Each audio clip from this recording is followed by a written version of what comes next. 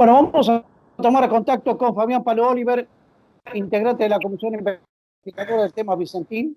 Yo digo una de las comisiones o una de las instituciones políticas de la provincia de Santa Fe que tiene muchísima preocupación respecto de la suerte que vos que empezar por el final, que no es propio, digamos, sino un relato periodístico, ¿sí?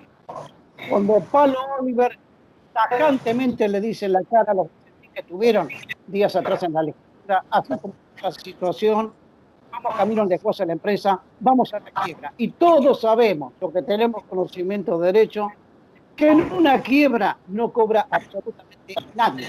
Por más que tengan los trabajadores créditos privilegiados, no van a cobrar los acreedores. ¿Y qué va a ocurrir en todo esto? Yo me anticipo, van a vender la marca y el que compre la marca, cuando le quieran cobrar, si no, andar a Vicentín. Y Vicentín va a decir, yo no tengo palo. Como siempre decimos nosotros en pandemia, en la cuarentena, muy buenos días, muy buenas tardes, muy buenas noches. Todos los días iguales. No para Vicentín. ¿Qué sabor deja, Pablo, de la reunión esta, en la que toda la provincia que preside Rubio? ¿Cómo estás, Alberto? Bueno, un gusto en primer lugar. Bueno, lo dijimos apenas terminó la reunión. En realidad la reunión con el nuevo directorio no nos aportó nada. Solamente un solo detalle. Reconocieron por primera vez que hubo sobreendeudamiento y esto no es un dato, no es un dato menor, porque en realidad el sobreendeudamiento existió por la vinculación política del directorio de Vicentín con los directores del Banco Nación de la República Argentina y con el propio presidente Mauricio Macri. Yo lo dije también ahí en esa reunión con el directorio anterior, presidido por Nardelli, hoy fallecido, nos dijo que el estrés financiero de la firma Vicentín SAIC se había dado en primer lugar por las sucesivas devaluaciones en el año 2019 y en segundo lugar dijo porque mi amigo Mauricio Macri nos dejó solo.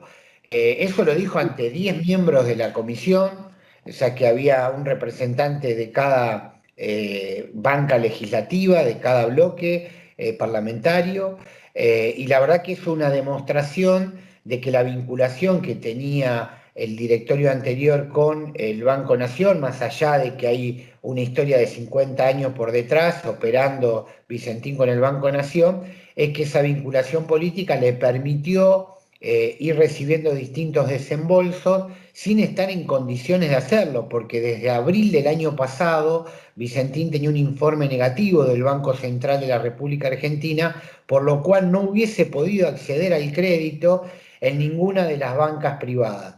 Si bien este crédito, esta suma total de 300 millones de dólares, es producto de créditos que Vicentín generó o tramitó en el año 2017 y 2018, no deberían haber recibido desembolso. ¿Por qué? Porque Vicentín ya no cumplía con sus obligaciones de ir pagando cada vencimiento y bueno, y porque ya tenía obviamente denuncia por falta de compromiso con los proveedores. No, no, y además hay otro dato, Palo, hay otro dato. En el medio de la reunión, de la que hace ustedes hicieron en el recinto, de la Cámara de Diputados de la provincia, inicialmente hubo una pregunta de Carlos de Frade, que es pregunta que tienen ustedes permanentemente: ¿dónde están los 1.400, 1.500 millones de dólares que se fueron del país? ¡Ah, no! La plata no está. Pero, ¿y las denuncias penales? No, no existen, no están probadas. Es una locura, Pablo. Yo creo que ha sido una falta de respeto y una falta de respeto a la inteligencia de ustedes, a la inteligencia de la población de la provincia de Santa Fe. Es una cosa de loco esto lo Vicentín. Así es, así es. Sin embargo, bueno, terminó la reunión y vos viste que hubo una coincidencia unánime de los diputados y diputadas que estábamos en la reunión de calificar la reunión de esta forma, que no nos sumaron nada, que siguen siendo lo mismo.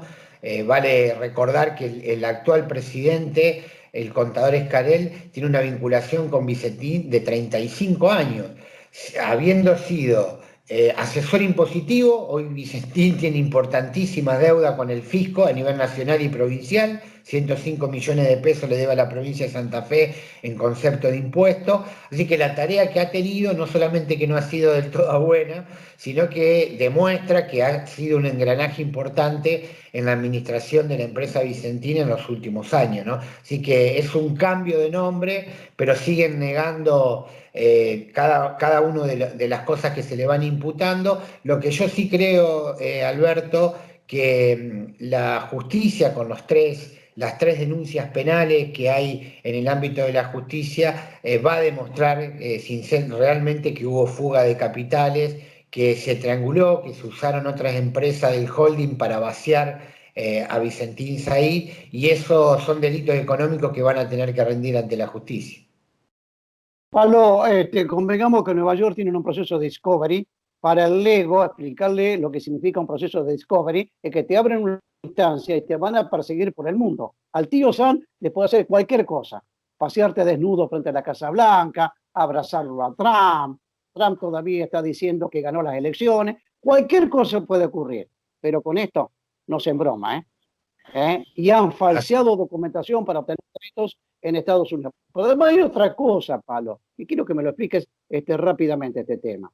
Te dicen que quieren generar confianza, que quieren crear una empresa nacional y se van a Maxim Group, Nueva York, para vender la marca. Dice, pero para los otros. Y que quieren crear una empresa cooperativa. Hay que saber de crear una cooperativa. A veces lo sabemos los periodistas que modernamente están apareciendo en el escenario plataformas cooperativas, asociativas y cooperativas de periodistas. Son muy estrictos, Pablo. Pablo, no están mintiendo, pero como locos los vicentinos, ¿eh? Mira, yo creo, Alberto, y obviamente con el tiempo nos vamos convenciendo más. Creo que la estrategia de la empresa es el vaciamiento. Yo confieso que tengo una pequeña contradicción en esto. Se supone que Vicentín Said era las joyas de la abuela para el grupo. En realidad no lo es. La empresa importante, insignia hoy del grupo, está en el sur de la provincia, ¿no? Así que ya no es Vicentín Said. Y en relación a lo que planteaba vos de la confianza, no solamente que es un relato que no se lo creen ni ellos mismos porque han perdido la confianza en el mercado internacional de grano, pero también con los productores, con los chacareras, con los que les tienen que proveer la materia prima, sino sobre todas las cosas porque no van a lograr recuperar la confianza si este directorio realmente no se demuestra como algo distinto. Y en realidad no lo es, por eso no se pueden demostrar como algo distinto. Creo que la estrategia sigue siendo la misma, lograr ganar tiempo, que se llegue a la quiebra, como tal, como bien decís vos, no va a cobrar nada, nadie. Y mientras tanto, esto importante, muy, muy breve, lo grave, Alberto, es que los accionistas de Vicentín Said son accionistas de otras empresas del grupo, están desprendiéndose de otras empresas, de otros activos, como en el caso de la venta de Friar, y lo producido no lo vuelcan al concurso para poder empezar a hacer frente al pago con los acreedores. Eso es lo grave, ¿no? Al bolsillo, al bolsillo. Te propongo, hagamos una pequeña pausa sin cortar la grabación, por favor, hagamos una pequeña pausa, ¿sí? Y ya continuamos, que Dale, sería Alberto. los últimos acontecimientos de Vicentín.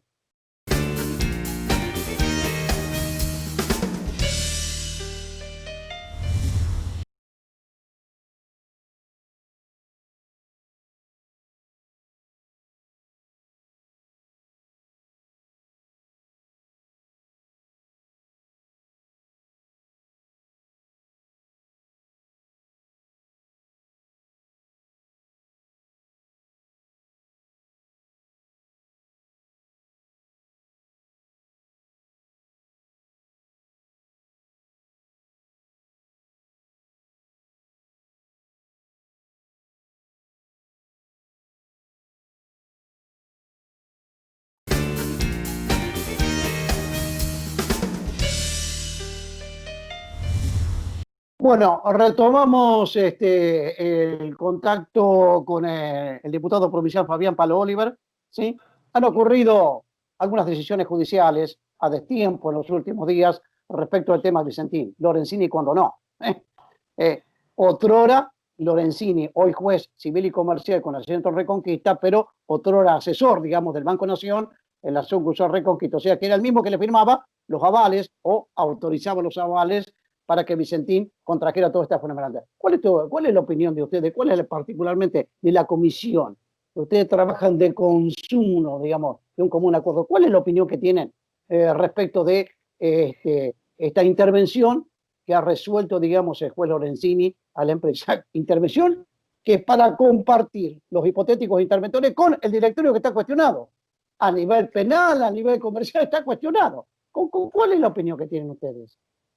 Bueno, tal cual lo ha expresado, bueno, algunos también representantes del Ejecutivo, del gobierno provincial, en esto hay coincidencia, entendemos que Lorenzini ha tomado una medida absolutamente extemporánea, hace 6 meses que se pidió la intervención por parte del gobierno provincial, hubo 2 reuniones donde casi hubo un acuerdo, la provincia estaba dispuesta a dar un salvataje en términos económicos, conformar un fideicomiso, hacerse cargo de deudas a pequeños productores, y en su momento no se llegó a un acuerdo porque, bueno, la empresa pedía algo que era inaceptable. Pretendían que la provincia destine dinero para salvar a la empresa y pretendían administrarlo ellos sin la participación de la provincia. La provincia puso en ese momento un solo requisito, que el directorio se corra de la administración, y por eso definitivamente no se logró un acuerdo. ¿Qué sucedió?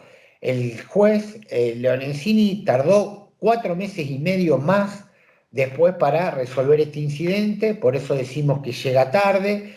Nos da la impresión que Lorenzini, que siempre fue funcional a la estrategia de la empresa y a las necesidades de la empresa, del directorio, básicamente, lo que está tratando es de darle una corresponsabilidad a la provincia de lo que estamos planteando hace un tiempo, que la empresa indefectiblemente a este paso va a la quiebra.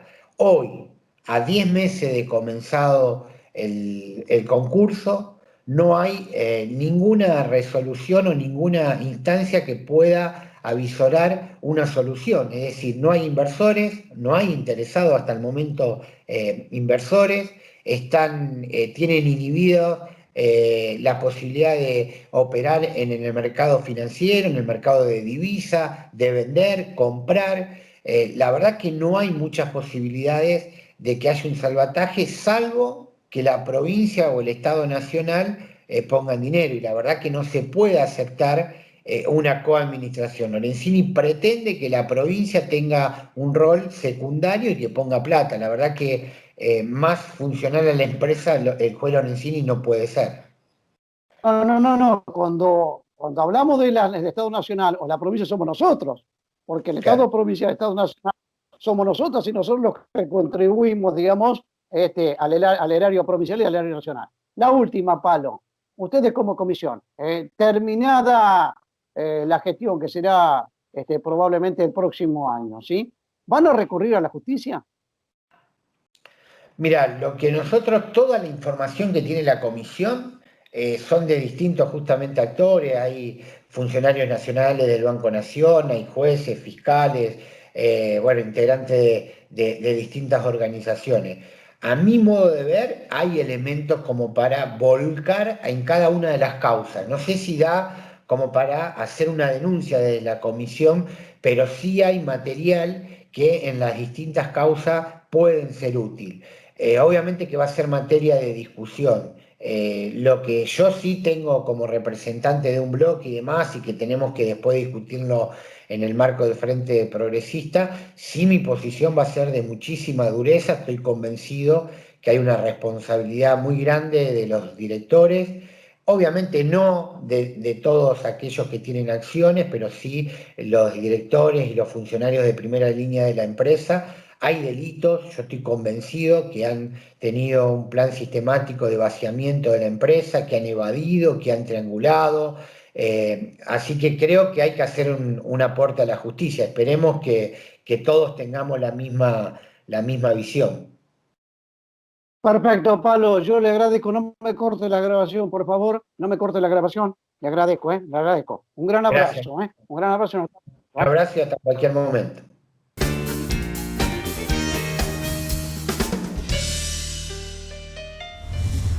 Pareciera que toda la situación en el servicio penitenciario de la provincia continúa como era entonces. ¿Por qué decimos esto? Denuncias por acoso sexual, denuncias por acoso laboral, las víctimas que han hecho las denuncias en este caso, ¿sí? No se reciben la documentación que tiene que presentar oportunamente, los sospechados siguen en actividad. Hay un caso que es emblemático, nosotros lo tomamos hace más de un año atrás, Flavia, una agente penitenciaria, oriunda del departamento de San Jerónimo, laboraba en la cárcel de Coronda, está dando vuelta, digamos, el expediente, tanto el Ministerio Público, la acusación. Ahora, los últimos casos registrados tanto aquí en la cárcel de Las Flores, nuevamente en Coronda, siguen dando vuelta burocráticamente en la presentación. Yo voy a tomar contacto, vamos a tomar contacto con el doctor Martín Maceo, que tiene el perfil, digamos, abogado de defender a agentes penitenciarios de la provincia de Santa Fe. Doctor, ¿cómo le va? Buen día, buenas tardes, buenas noches. ¿Qué ha pasado últimamente con dos agentes penitenciarias que denuncian haber sido víctimas, digamos, de acoso sexual? ¿Qué pasó, digamos? Uno acá en Santa Fe y otro en la ciudad de Coronda. ¿Qué pasó con este tema? ¿Qué tal, Alberto? ¿Cómo estás? Gracias nuevamente por la comunicación. Bueno, esta semana, respecto de la gente que hizo una denuncia por ser víctima de abuso sexual, lo que yo interpreto es que intentaron hacer la misma estrategia que con el caso de Flavia, es decir, no recibirle las certificaciones médicas que justifican su inasistencia. Recordemos que ella está con tratamiento psicológico psiquiátrico tras haber intentado quitarse la vida, tras haber sido víctima de este delito de violación y abuso laboral. Le hablé con el doctor Galvez para solicitar un correo electrónico para poder enviarle la documentación. Me pasó un mail, después resultó que ese mail no era el correcto, según el doctor Acuña ese no era el mail correcto. Volví a pedirle un mail, volví a enviar esa documentación. Fue la mamá personalmente hasta la unidad 1 de Coronda a llevar los certificados médicos. La atendió un agente, una suboficial que trabaja en secretaría, y no solo que no le recibió la certificación médica, sino que además la maltrató. O sea que viene una situación difícil y además vienen agresiones en cuanto al trato, viene sufriendo esta necesidad. También, Alberto,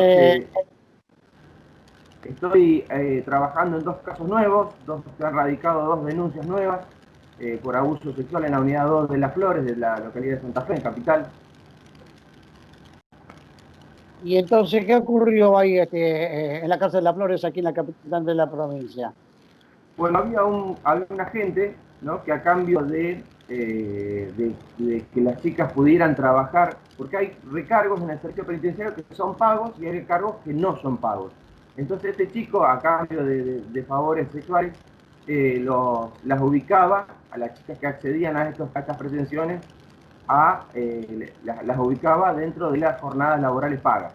O sea que además de hacerle los favores sexuales, trabajaban 24 horas más para cobrar la módica suma de 2.400 pesos. A cambio de un favor sexual. Exactamente, previo para trabajar la jornada laboral paga, porque si no accedían a sus requerimientos, trabajaban pero no les pagaban. Hoy el agente ese fue trasladado a la unidad, trabajaba en la unidad 1, en la unidad 2, fue trasladado a la unidad 1, luego de que una de las chicas hablara con el doctor Acuña y le solicitara por favor que lo trasladaran a este personaje. Y bueno, en un primer momento, el director de cuerpo, Alberto, ese que se denunció en el caso de Flavia, frenó ese traslado, volvió a insistir nuevamente mi asistida con el doctor Acuña y tuvo que implorar llorando de que por favor lo trasladara o tomaran alguna medida para no cruzárselo más por lo que iba a representar volver a cruzarse con esa persona. A ver, doctor, vamos a aclarar un poco la cosa. Tenemos inicialmente el caso de Flavia, ¿sí? Que está dando vuelta burocráticamente, no se resuelve, tiene una orden de cesantía. Judicial y en sede administrativa. Bueno, tenemos el caso de Las Flores, ¿sí? cuyos hipotéticos responsables siguen en actividad. Nadie dice que lo echen hasta tanto se defina, digamos, se resuelva su culpabilidad o no. Te repito, nadie lo dice pero, que lo echen. claro, pero fíjate, Nadie dice que lo echen. Fíjate la diferencia de tratamiento que hay. Por ejemplo, a Flavia, por faltar un solo día de su trabajo, por supuestamente faltar un solo día, la cesantearon, la despidieron. A estas personas que están denunciadas por un delito que tiene una escala penal de entre 8 y 20 años, porque tienen un agravante por ser funcionario público y ser personal bajo su cargo y su responsabilidad, incurren en un agravante del delito de abuso sexual que tiene una pena de 8 a 20 años y están en sus lugares. Son gente que el año pasado nos hizo desaparecer pruebas en el caso de Flavia, se exhibieron libros de guardias que no correspondían al sector que nosotros estábamos requiriendo. Grave. ¿Qué dice a todo esto respecto al tema de Flavia? ¿Qué dice el Ministerio Público de la acusación? Bueno, en el Ministerio están con esta situación de la pandemia y bueno, manifiestan que se les está complicando mantener entrevistas con los profesionales que nosotros hemos solicitado que se los entrevisten para, bueno, a fin de acreditar las lesiones psicológicas que tiene Flavia. ¿Qué pasó con el acoso laboral que ocurrió sobre 5 efectivos o 4 efectivos hombres, digamos, en la ciudad de Rosario, en la cárcel de Piñero? Oportunamente que los desnudaron para hacer una requisa. Sí, bueno, han seguido con estas prácticas abusivas. Hace unos días se rompieron unos candados del personal, le rompieron todos los candados donde el personal guarda sus pertenencias, su equipo de mate y demás, sin la presencia de los dueños, ¿no? Quienes guardan sus cosas. Los chicos están con carpeta médica.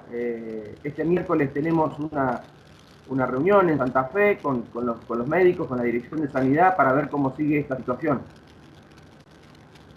Bueno, así que todo sigue como entonces. En otros organismos, por ejemplo, la Policía de la Provincia de Santa Fe, que son cuerpos militarizados, cuando hay una sospecha sobre uno o una, digamos, de los efectivos que participan, que forman el cuerpo, una sospecha delictiva, se los separa, digamos, temporariamente hasta tanto resuelve la justicia. ¿Esto no ocurre en el servicio penitenciario, doctor Maceo? No, en ninguna de las dos fuerzas, Alberto. Acá depende de la persona con la cual esté, o sea, depende de la persona denunciada. Es como que si alcanzaran determinada jerarquía les da fuero. O sea, si hay un suboficial acusado, y lo más probable es que sí, que se lo separe de la fuerza. Ahora, si hay una persona con determinada jerarquía, con un rol importante dentro de cualquiera de las dos instituciones, se los empade, se los encubre. Y a la trabajadora que ocurrió anteriormente, además de estos favores sexuales que se le pedían, no hay ninguna resolución por parte de la Secretaría de Servicios Penitenciarios de la provincia.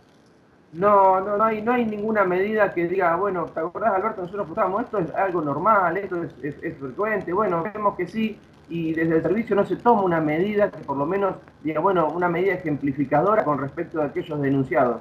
Es como esto, como que, o sea, si vos ves que hay impunidad, se siguen perpetrando, en total no pasa nada.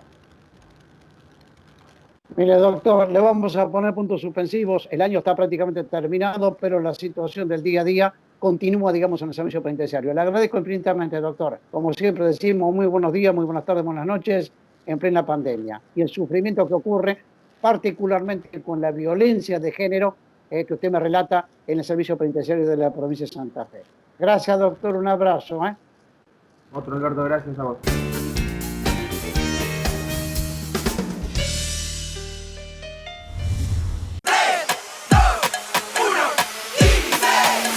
Son solo 6 pasitos. A la suerte hay que ayudarla. Con el Kini estás a 6 pasos de tus sueños. ¿Qué esperás para cumplirlos? 6, 5, 4, 3, 2, 1, Kini 6.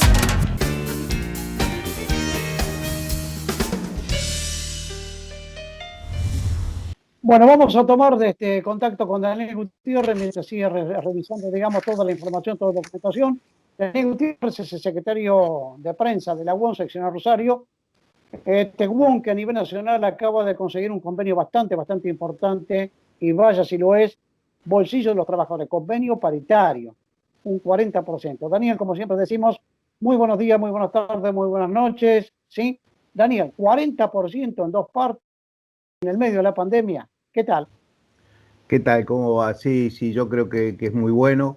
después de este periodo tan malo para la industria. Bueno, esperemos que esto surja bien. Surge a partir de que, bueno, nosotros no tuvimos paritaria durante el 2020, lo único que tuvimos una gratificación extraordinaria de 30.000 pesos en 5 cuotas de 6.000, que se fueron dando entre los meses de agosto y hasta este mes de diciembre que estamos transcurriendo. A partir de enero va a haber un aumento del 29,6%, con una suba del ingreso mínimo global de referencia, que es la categoría mínima que tienen los metalúrgicos, que es el ingresante, de 40.000 pesos, y para el mes de febrero otro 10% más, y ahí estaríamos arribando a casi un 40%, un 39,6%, y el ingreso mínimo global de referencia de los trabajadores para la categoría mínima va a ser de 44.000 pesos. O sea, es bastante bueno, es bastante esperanzador. Esto va a ser remunerativo, como toda paritaria, y por lo tanto va a influir en la hora normal, en la hora extraordinaria, en el aguinaldo, en las vacaciones, y es hasta el final de esta paritaria 2020-2021 que finaliza el 31 de marzo. Eso es lo más interesante, nos va a servir como base de cálculo para la paritaria del 1 de abril 2021 a marzo 2022, y eso creo que nos va a ir viendo de motorizar toda esta situación, bastante compleja, bastante difícil, pero que tenemos un Estado nacional presente, un Estado provincial presente, y los trabajadores estamos imbuidos en esa situación, cuidando a los trabajadores, no con pocos problemas. Hay personal que todavía sigue aislado por cuestiones de los grupos de riesgo, enfermedades preexistentes, y personas mayores de 60 años siguen aisladas. Pero bueno, la industria está creciendo, ha crecido en este septiembre, octubre, noviembre. Sobre todo el mes de octubre ha sido terriblemente bueno, y eso motoriza la industria. Motoriza la industria. Hay una de las partes de la industria metalúrgica muy creciente, que es la agroindustria. Y bueno, se van dando en todos los sectores metalmecánicos, en las fundiciones, en los carroceros es un poquito atrasado, pero bueno, está moviéndose también con una fábrica que tomó trabajos para la industria del urbano, del transporte urbano, como Metal Sur, y eso ha motorizado al sector bastante importante, y bueno, se viene bastante bien la cosa. O sea que para ustedes, pues, primero, el cuidado, la salud, digamos, del trabajador y la trabajadora de metalúrgica, ¿sí? Que ha sido envidiable, ¿viste? Envidiable, le digo, envidiable, le digo yo, la tarea que han llevado a través de los comités de seguridad e higiene, preservar la fuente de trabajo para cuando venga, digamos, la normalidad próxima, comience a generar mayor trabajo. Y ni hablar, por supuesto, de preservar el bolsillo del trabajador. Daniel, ha sido dura la pelea, ¿eh? Sí, la pelea ha sido dura,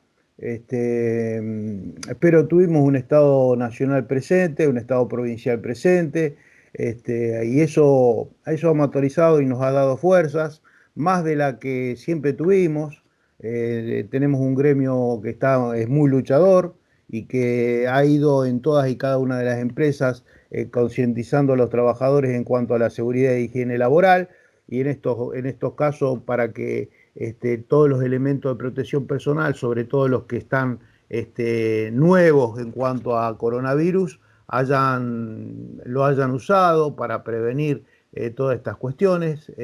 No obstante, hay problemas, sí, hay problemas en la parte industrial por los insumos, pero se van a ir solucionando. Mientras hay trabajo y la gente vaya motorizándose, insertando plata en el bolsillo desde el punto de vista de que tenemos un Estado presente y que ha implementado desde el comienzo de la pandemia el ATP, el IFE, la asistencia a las empresas a través de créditos blandos, O sea, tenemos un Estado presente y eso creo que ha sido bueno. También tenemos que cuidar el tema de los precios.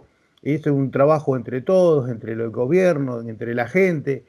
Se han motorizado las economías regionales y eso es bueno porque la gente comienza a trabajar, comienza a consumir y la cadena se empieza a mover, los productos que fabrican los metalúrgicos se empiezan a comprar y eso es bueno. La línea blanca, la línea de Afarte, que es artefactos para el hogar, ha hecho una buena inversión también algunas empresas en ese sector, apuntando a la industrialización de los mismos, a la mejora de los productos y también al bolsillo del le ha venido bien. Tenemos una fábrica que hace poquitos días vino Culfas Matías Culfas reinauguró eso que ya lo había hecho el gobernador Perotti, que fue lo de una nave nueva, con productos nuevos, con el ingreso de 200 trabajadores al sector y perspectivas muy buenas para el año que viene.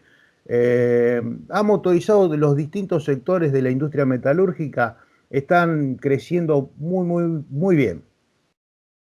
Bueno, yo le agradezco por ahora y no me corte la grabación. En los próximos días vamos a hablar ya el panorama que se avecina, que usted más o menos me lo contó con el tema de la línea blanca, con la industria reportera, que está en crecimiento, sí, que es importante. Es decir, que está ligado a otras actividades conexas, como por ejemplo la industria automotriz. Yo por ahora le agradezco. Un gran abrazo, Daniel. Un abrazo. No me corte, por Un favor, abrazo. que vamos a hablar por cámara privada, como le decimos nosotros. Un abrazo. Un abrazo grande.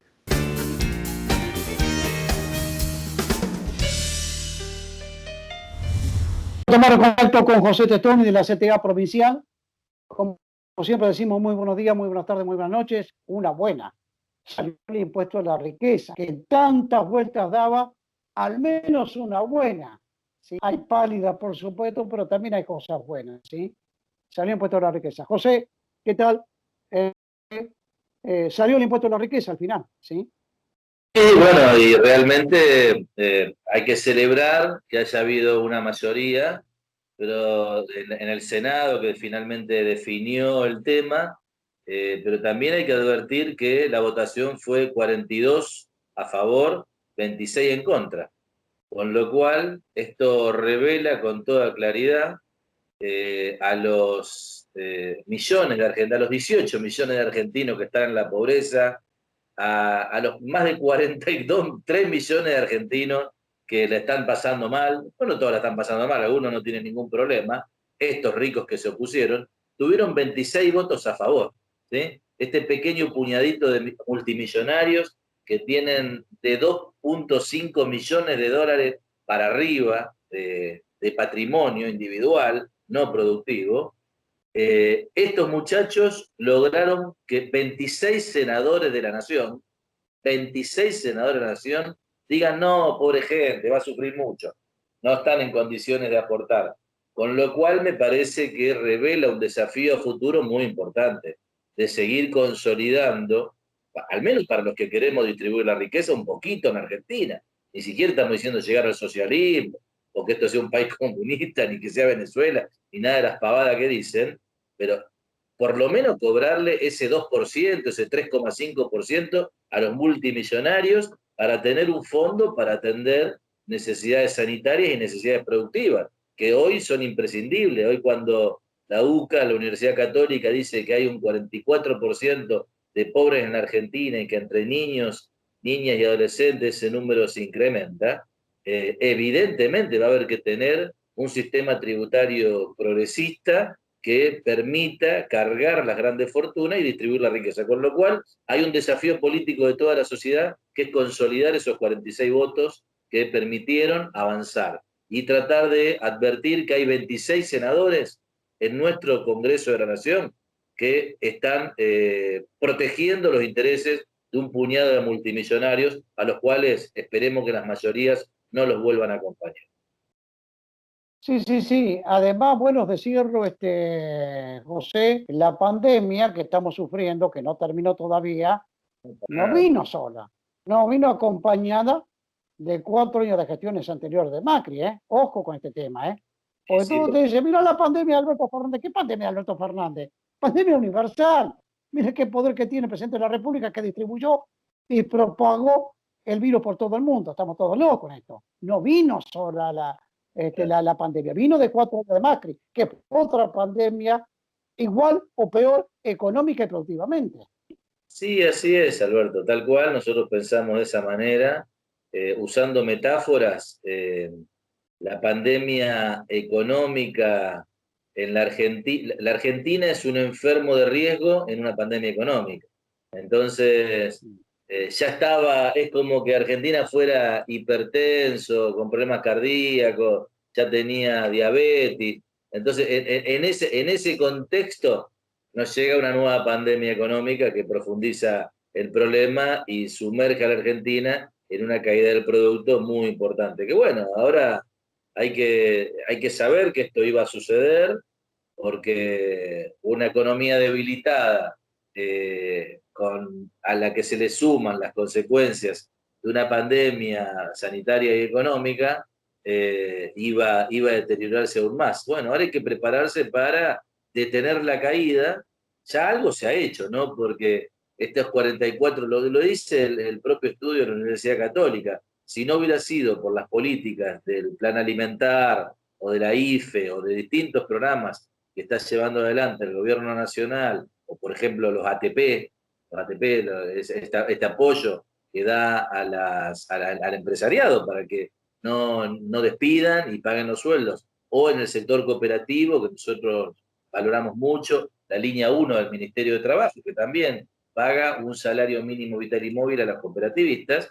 Si no fuera por toda esta batería de medidas que han sostenido el ingreso, hubiera caído aún más el mercado interno, y hubieran caído más en la pobreza millones de argentinos. Bueno, así que creo que desde ya lo que se busca es detener la caída, y ahora si se discute lo macroeconómico y tenemos las alianzas internacionales correctas, creo que la Argentina va a empezar a tener un amesetamiento de esta caída para preparar el avance económico que se necesita. Bueno, ustedes que tienen responsabilidades gremiales y el resto, digamos, de lo que habitamos este país, hay un dato que no se puede escapar. Se está discutiendo y lo estamos hablando en estos programas nosotros con Liliana Coronel, que es una especialista en temas previsionales, la nueva movilidad jubilatoria, que ha sido enriquecida y corregida en los últimos días por el propio presidente Fernández, por la vicepresidenta Fernández y por el propio Congreso, sí, como decimos. El 5% no va a ser a cuenta de, sino va a ser acumulativo. Claro, claro.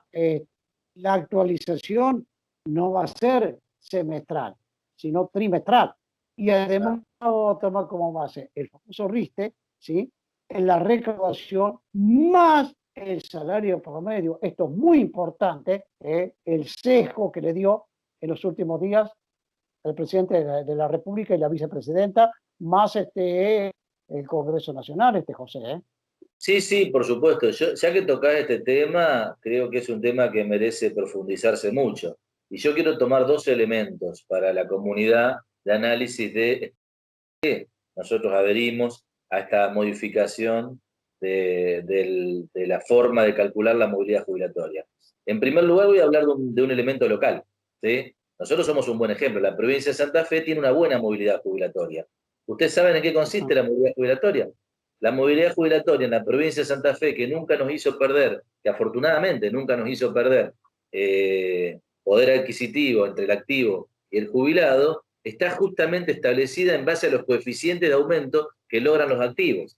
Entonces, hay un coeficiente sectorial que si el estatal tiene un coeficiente de aumento, si el docente se transfiere el coeficiente del sector activo al sector jubilado. Si el docente tiene un coeficiente de aumento de lo que fuera, ese coeficiente se transmite a los jubilados. Y como organización sindical, lo que debemos decir nosotros es que estamos absolutamente satisfechos que la lucha de los trabajadores rejubilados o pensionados con la lucha de los jubilados activos sea la misma.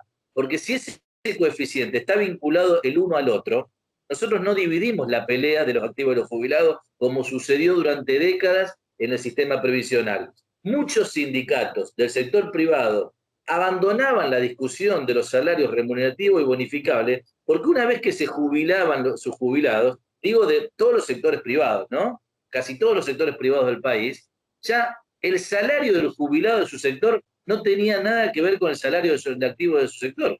Desde ya hay trabajadores del sector privado en la Argentina con excelentes salarios activos, pero que cuando se jubilan cobran la mínima. Y ustedes saben de qué estoy hablando. Conocemos muchos ejemplos de esto, no los quiero nombrar por decoro, pero esto es así.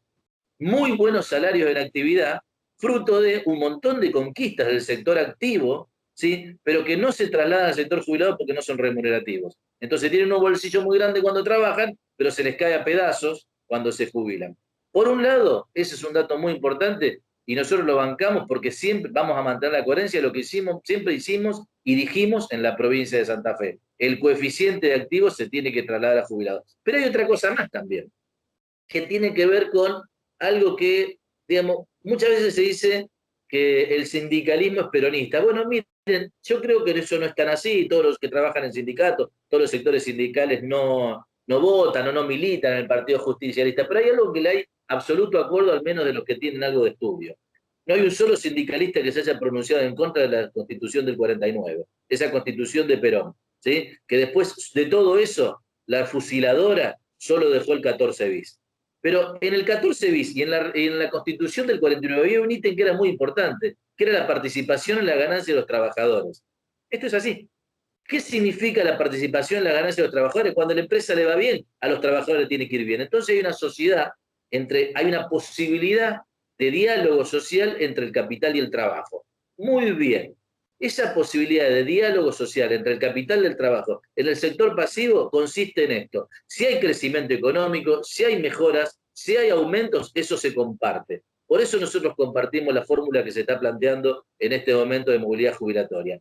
Tiene que haber crecimiento económico para que a los trabajadores les vaya bien. No puede ser que de una manera aislada los trabajadores tengan beneficios y después no sean sostenibles en el tiempo. Entonces, con crecimiento económico al que debemos contribuir los trabajadores y el sector empresarial de la mano de un Estado activo, nosotros queremos mejorar nuestro salario. Por lo tanto, es de absoluta coherencia que estemos apoyando esta reforma de la movilidad jubilatoria.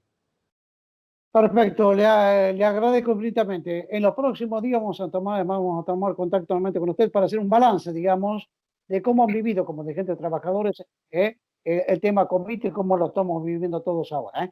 Por favor, no me corte la comunicación. Muy amable, gracias. Muy amable, está haciendo.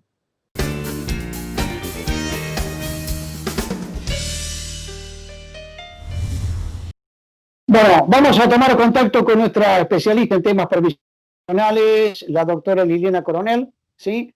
En la última charla que teníamos la semana próxima anterior, todavía no se había enriquecido al momento de la edición del programa el tema de la movilidad jubilatoria para el próximo año. Sí estaba un tema que lo aclaramos debidamente, esta resolución de la Justicia Federal de la ciudad de Paraná respecto de declarar la inconstitucionalidad, que termina en la Suprema Corte de Justicia de la Nación los decretos otorgados oportunamente de aumentos jubilatorios, decretos presidenciales.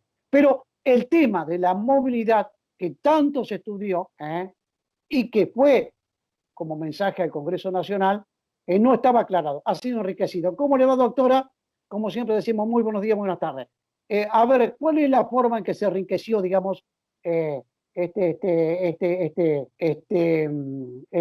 mensaje a nivel nacional? Bien, bueno, esto parece una novela de capítulos, de entregas, ¿no es cierto? Porque todas las semanas hay novedades y en buena hora que así sea y en buena hora que tengamos dónde hablar estos temas. Si bien está bastante comentado, yo le digo una cosa, creo que la difusión pública, la divulgación y el apropiarse de la comunidad de estas temáticas ha hecho ha hecho que han sido mejoradas las propuestas que se habían enviado al Congreso. La semana pasada decíamos con mucha preocupación el tema del 5% del aumento de este mes de diciembre como planteado a cuenta del futuro aumento del año próximo. Eso hizo mucho ruido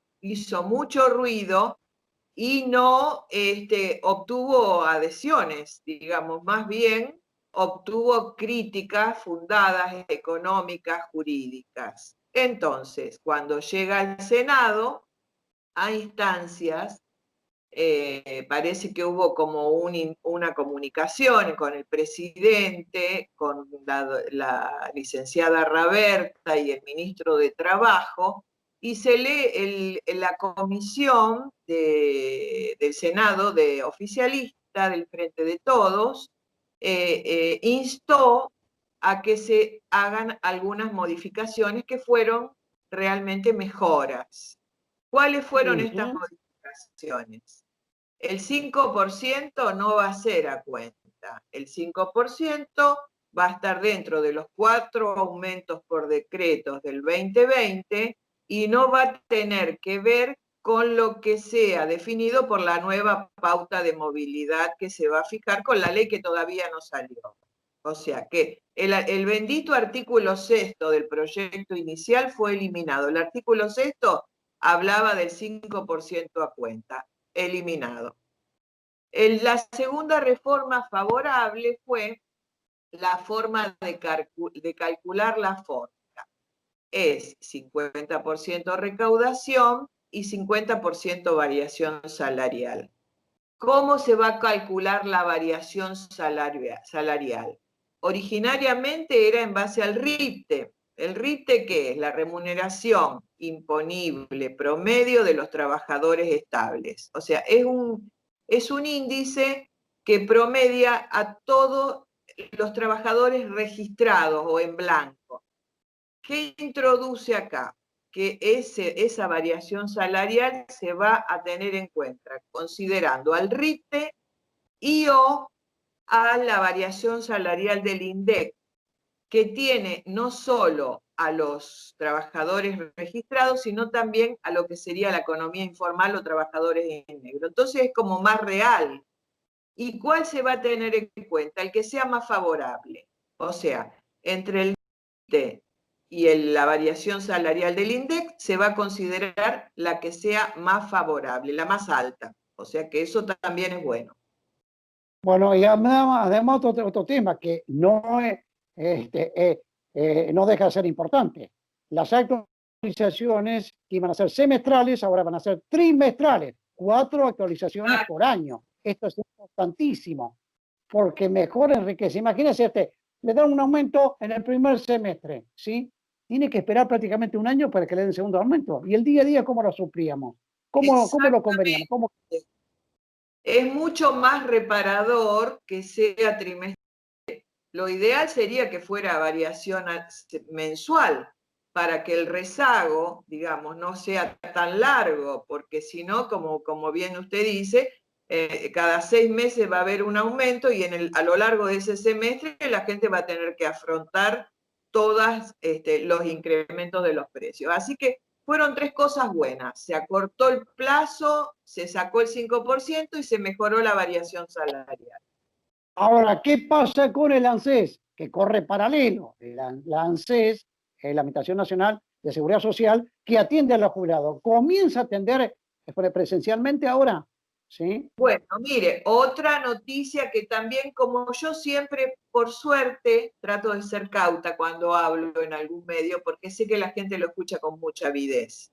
Nada, todo está en análisis, todo está viéndose. Salió una resolución de recursos humanos de ANSES, de la Dirección General de Recursos Humanos de ANSES, que en función del nuevo decreto de ASPO y DISPO que sacó el gobierno nacional hasta el 20 de diciembre, que se extendió el aislamiento y el distanciamiento hasta el 20 de diciembre, Recursos Humanos de ANSES dice que a partir del 9 de diciembre los empleados de ANSES deben volver a trabajar en forma presencial, porque muchos estaban trabajando en forma a distancia, virtual. Que deben volver a trabajar en forma presencial y que no lo harán así los que están exceptuados por edad o por comorbilidades, ¿no es cierto? Entonces, les dan 15 días para presentar una declaración jurada fundamentando la vuelta o no al trabajo. O sea, que eso realmente sería un avance, terminar el año de una manera muy buena, porque necesitamos que abran todas las oficinas de ANSES, porque hay mucha gente que necesita jubilarse y pensionarse y no está pudiendo hacer.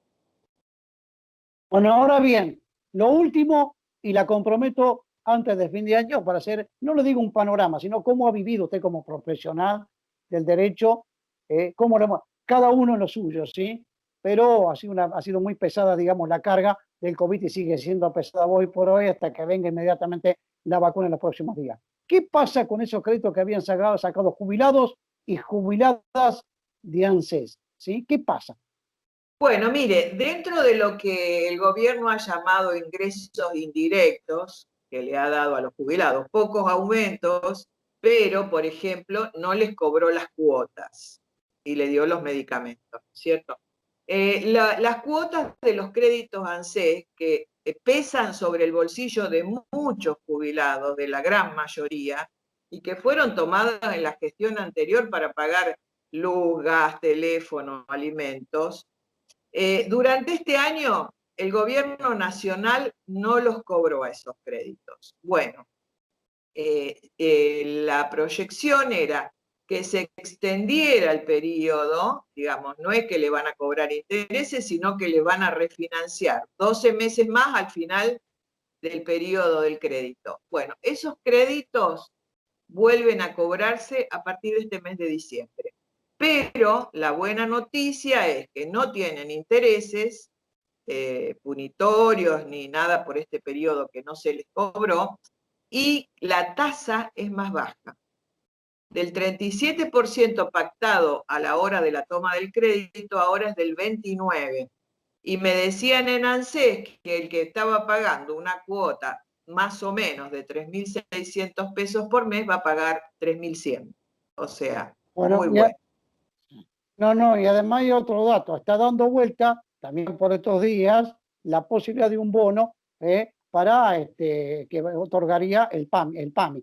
No otorgaría, lo va a otorgar, falta la fecha nada más. Está resuelto esto prácticamente, ¿sí? Exactamente, el ANSES no va a pagar ningún bono, pero el PAMI entre el 17 y el 23 de diciembre va a pagar a 550.000 beneficiarios, los mismos que recibían el bolsón en un programa alimentario, o sea, vos no te podés anotar ahora, estabas anotado hace un montón de tiempo y todos los meses PAMI te daba un bolsón. Bueno, con la pandemia dejó de dar el bolsón y les depositaba en la cuenta 1.500 pesos mensuales. Bueno, ahora va a haber un bono navideño por única vez del 17 al 23 de diciembre de otros 1.500 pesos que lo va a recibir una cantidad de 550.000 beneficiarios, jubilados y pensionados, y además a los centros de jubilados que han cerrado por la pandemia, que no han podido tener ningún tipo de ingreso ni recaudación, a 4.200 centros de jubilados les van a dar 10.000 pesos de bono. O sea, bueno, esperemos cerrar esta entrega de este programa un poquito mejor que el anterior, que las noticias no eran nada alentadoras, ¿no es cierto? Hablando del próximo año, yo la comprometo para los próximos días que charremos a ver cómo vivió, como le decía yo inicialmente, el tema COVID. Hoy por hoy, le agradezco infinitamente. Cariños, doctora, como siempre. Hasta la próxima, saludos.